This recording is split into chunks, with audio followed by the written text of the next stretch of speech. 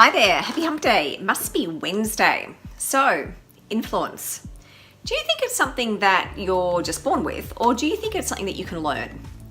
Now, I absolutely come from the philosophy that it is a skill that you can learn, just like lots of other skills and competencies. And there's no doubt that knowing how to influence, how to build those really deep relationships with people is critical if you want to move up and move into more senior roles in your organization. There's certainly people who you'll come across who influencing for them seems easier than other people. But what I've found through my career is that the people who know how to influence, not just influence for their own gain, but influence for good, they realize that being able to influence needs to start with them. It's much more about them understanding themselves and understanding what motivates them and also what triggers reactions in them. That discovery, that unpicking, the understanding of self happens all the time. It's not something that you can tick a box and go, I'm done. If you want to be able to influence, that ongoing discovery, that ability to continue to reflect, refine, and learn about yourself becomes critical. And so I think that learning more about yourself is as crucial as exercise, as crucial as eating well, because it's nourishing your soul. It's also really helping you to understand what drives and motivates your thought processes and therefore the behavior that you take.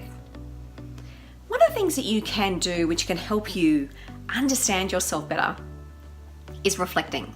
And reflecting both on a situation that went well, but also a situation that didn't go quite so well.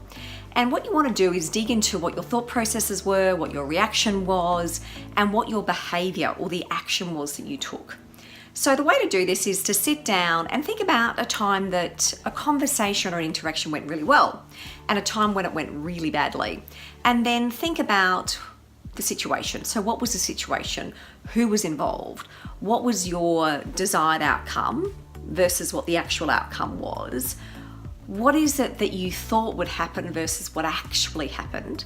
What was the time of day in which you were having the conversation? Were there other people involved? How were you feeling when you went into the conversation? And how do you think the other person was feeling? How did you feel at the end of the conversation versus how you felt at the start of the conversation? And was there a difference? Once you've done that, and it can take a while to reflect on it, look for the themes that are coming through. And then what you want to be able to do is see the differences in your response between the time the conversation went well and the time when the conversation didn't go well. And then ask yourself, what is this telling me about myself? What is it telling me about my thought processes, my expectations about the conversation, my assumptions about the other person? What does it tell me about how I approach things? And what can I learn from this? Are there things that I need to do differently? The same? Where do I need to tweak things, change things, mix things up a bit?